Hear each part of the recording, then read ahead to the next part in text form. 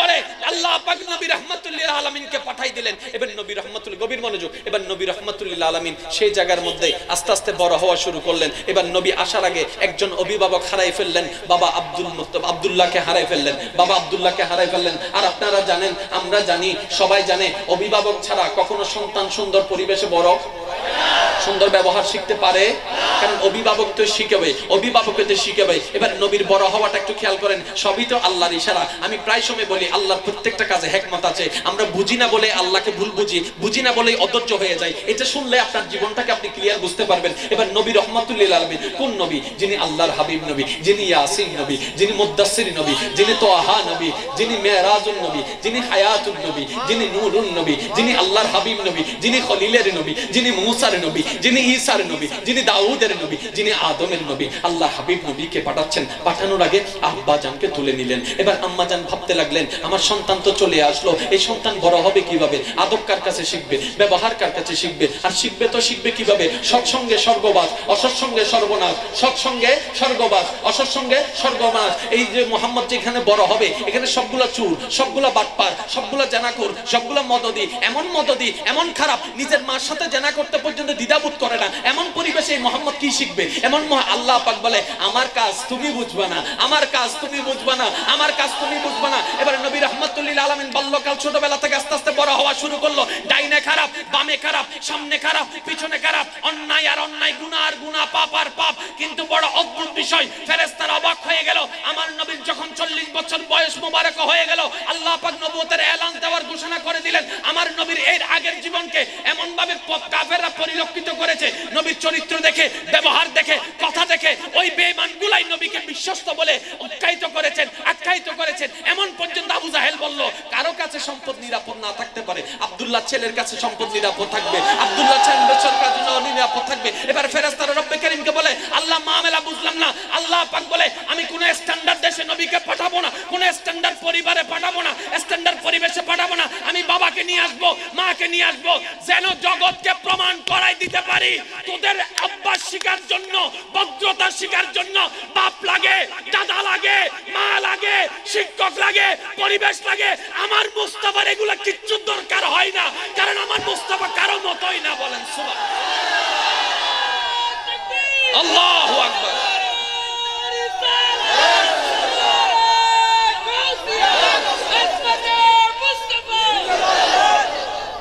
দুনিয়াতে আসার আগে বাবা চলে গেছে। আমি কি বানাই বলছি নাকি? জানেন যে সেগুলাই বলছি, শুধু আল্লাহর হিকমতটা বোঝানোর চেষ্টা করছি। দুনিয়াতে আসার আগে বাবাকে উঠাই নিলেন, দুনিয়াতে আসার পরে আম্মাকে উঠাই নিলেন। কিছুদিন পরে সে দাদাকে উঠাই নিলেন। জগৎ বলে এটা আবার কেমন হাবিব, জগতে বলে এটা আবার কেমন আল্লাহর প্রিয়। জগতে ভাবতে আছে জগতের জ্ঞান দিয়ে, আল্লাহ তো আল্লাহর হিসাবে। এখান থেকে শিক্ষা কি শুনে রাখুন, আল্লাহ যাকে ভালোবাসে কেড়ে নেয়, আল্লাহ যাকে ভালোবাসে কষ্ট দেয়, আল্লাহ যাকে ভালোবাসে পরীক্ষা করে, আল্লাহ যাকে ভালোবাসতে চাই, কাছে টানতে চাই, তার উপর দুর্যোগ বাড়াই দেয়, কষ্ট বাড়াই দেয়। এখানের ভিতর চালাক হচ্ছে সেই ব্যক্তি যে বলে যে দিল তোমার, নিল তোমার, দিল তোমার, নিল তোমার, দাও তুমি, নাও তুমি মাওলা, কিচ্ছু চাই না, তোমারে চাই। ধৈর্য ধরে বসে আছে, একদিন যায়, এক সপ্তাহ যায়, এক মাস যায়, এক বছর যায়, 2 বছর যায়, লড়ে না। হাজার জনে বলে লড়ে না, আত্মীয় বলে লড়ে না, বউয়ে শুনাই লড়ে না, স্বামীয়ে শুনাই লড়ে না, বাবা শুনাই লড়ে না, বন্ধু ঠেস মারে লড়ে না, এলাকার তাকে তাচ্ছিল্য করে লড়ে না। যখন তার ধৈর্যটা মওলার কাছে যেই দিন কবুল হয়ে যাবে, আল্লাহ পাক বলে ফেরেশতারে আজকে থেকে আমার বান্দার সঙ্গী হয়ে যাও। ফেরেশতা বলে মওলা কেন? আল্লাহ পাক বলে তার প্রতিটা কর্মে সে আমার উপর সন্তুষ্ট ছিল, আমিও তার উপর সন্তুষ্ট হয়ে গেলাম। ইন্নাল্লাহ মা'আস সাবিরিন। আপনার জীবন পাল্টে গেছে।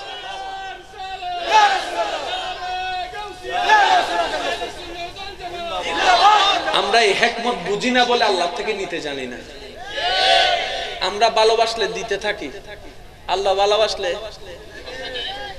আল্লাহ তুমি নাও কেন? দিলে তো সবাই বাবা দেয়, দিলে তো সবাই। আসল কে নকল কে কখন বের হবে? যখন নেওয়ার পরে বাবা দিবা তখন। না খাইলে তো সবাই থ্যাংক ইউ বলবে। কৃষ্ণ মাতের কা মানুষ আরো জোর হন না, খাইলে তো সবাই থ্যাংক ইউ। আসল বন্ধুকে যে পাও না পাও থ্যাংক ইউ। যেমন মায়ের ভালোবাসা সবার চাইতে ডিফারেন্ট। আপনারা কেন বলেন? কারণ সব ভালোবাসা বলে যে কিছু না কিছু লাগবে। বিদেশ থেকে আসার সময় এক একজনের এক এক দাবি, এটা লাগবে সেটা লাগবে। একমাত্র মা বলে যে বাপ কিচ্ছু লাগবে না, তুই আসলে চলবে। ঠিক না বেঠে? আরেকটু জোরে। তাহলে সেজন্য তো মায়ের ভালোবাসা স্পেশাল। এবার আল্লাহর নবী কি বলছেন দেখেন, 70 জন মায়ের চাইতো 1000 গুণ বেশি প্রতিটি বান্দাকে রব ভালোবাসে। তাহলে আপনি একটু কল্পনা করেন, আল্লাহ ভালোবাসলে, জোরে বলেন আল্লাহ ভালোবাসলে।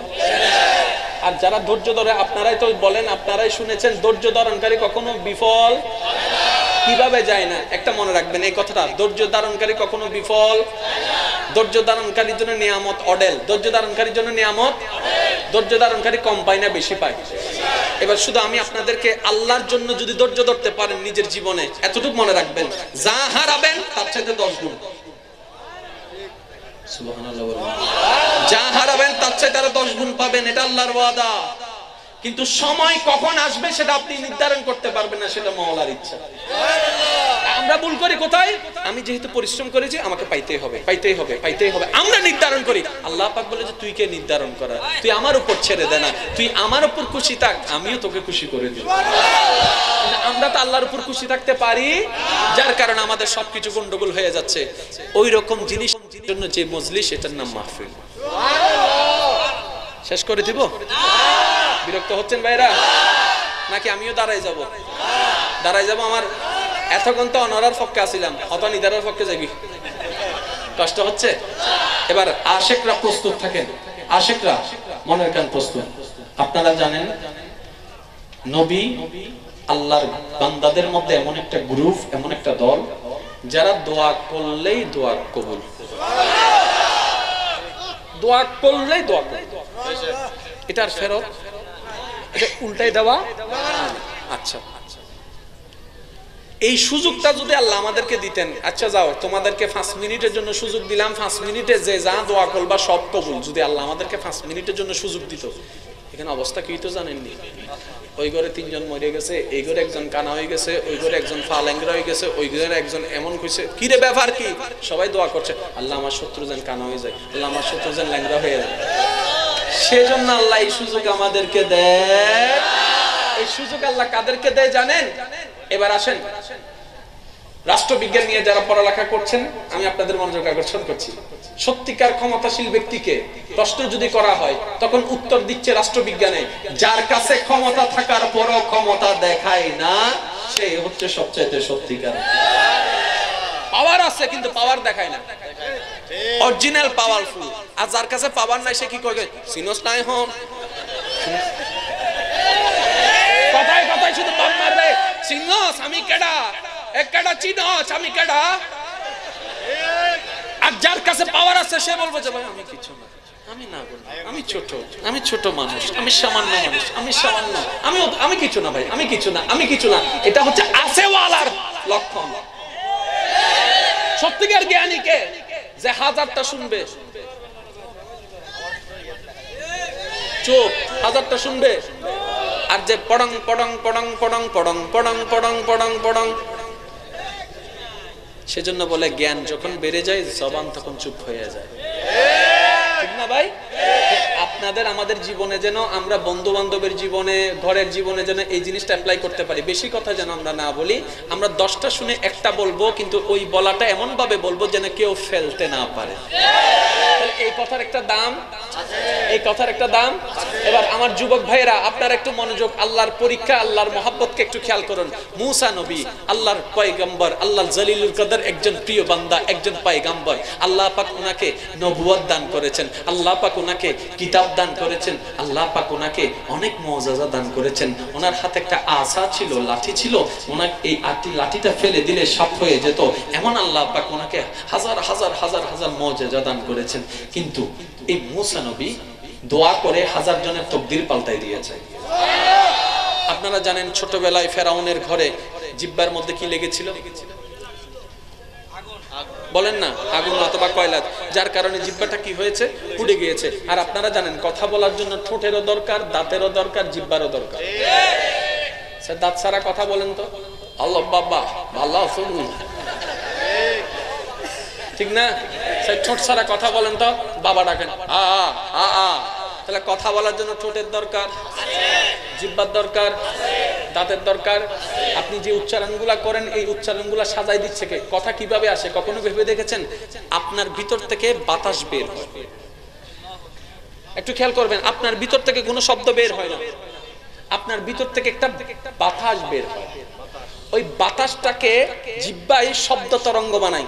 যেমন এই দেখেন বাতাস বের হচ্ছে, এখন এটাকে দেন আলিফ